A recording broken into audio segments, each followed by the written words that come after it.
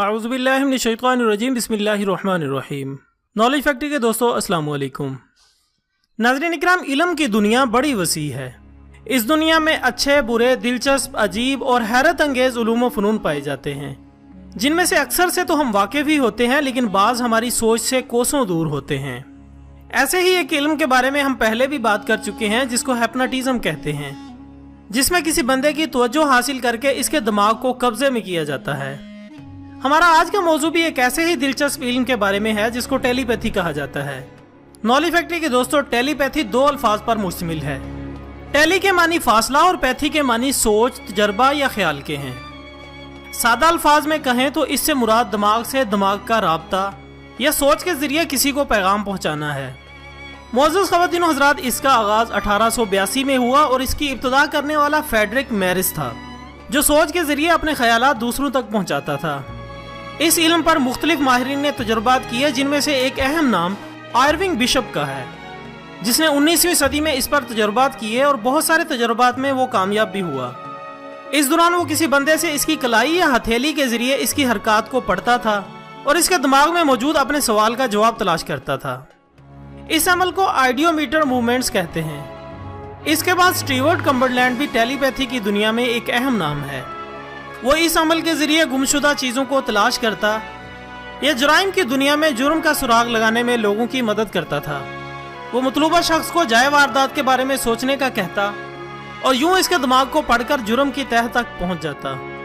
यानी इस अमल का ये फायदा भी हुआ कि तहकीकी कामों में इसका सहारा लिया जाने लगा।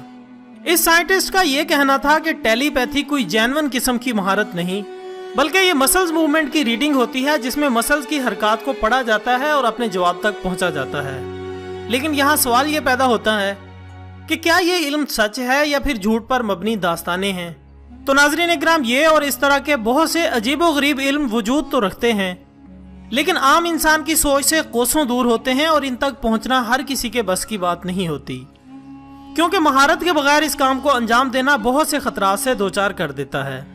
नाज़रीन इकराम, टेलीपैथी अक्सर हमारी छठी हिस्स को भी कहा जाता है।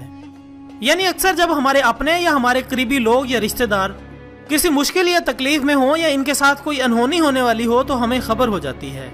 इसी तरह अक्सर दो लोग एक ही वक्त में एक जैसा सोच रहे होते हैं या एक साथ एक जैसी बात कर देते हैं। इसको भी दिमाग का मिल जाना या सोच का मिल जाना यानी टेलीपैथी कहा जाता है। लेकिन अहम और दिलचस्प बात यह है कि जब एक बंदा दूसरे तक दिमाग के जरिए कोई पैगाम या अपनी फीलिंग्स इस तक पहुंचा रहा होता है, लेकिन ये सब करने के लिए चंद चीज़ों को मद्देनजर रखा जाता है, और वो ये है कि सबसे पहले तो वही हिप्नोटिज्म की तरह इसमें भी तवज्जो का मरकूज करना बहुत अहम होता है। यानी दोनों फ्रीकैन का आसपास से बेनियाज होकर सिर्फ एक नुक्ते तक तवज्जो मरकूज करना। दूसरी बात, यकीन कि मेरा मैसेज दूसरे तक पहुंच रहा है। ये इंतहाई अहम पॉइंट्स हैं। इसके बाद अपने जिस्म को आसपास के माहौल से काटकर सिर्फ अपनी सोच पर फोकस करना होता है। फिर दोनों फ्रीकैन के दरमियान सोच का यकसा होना भी जरूरी है। इस दौरान इत्मीनान भी जरूरी है। इसके अलावा कुछ खास किस्म की एक्सरसाइजेज भी होती हैं।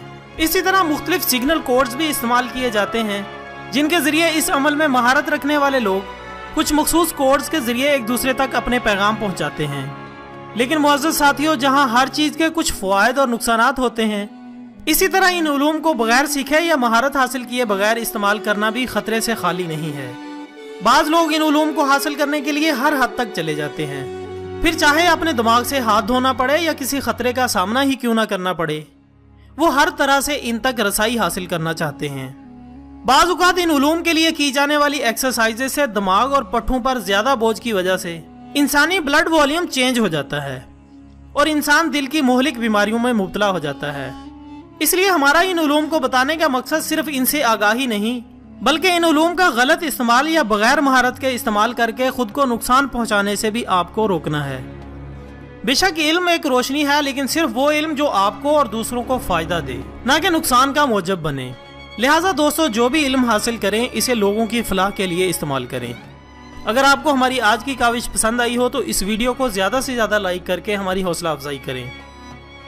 कल इंशाल्लाह एक नए टॉपिक के साथ दोबारा हाजिर होंगे। तब तक के लिए इजाज़त दीजिएगा। अपना, दोस्तों, रिश्तेदारों और गिरदोनवा के तमाम लोगों का बहुत ख्याल रखिएगा। अल्लाह हाफिज़।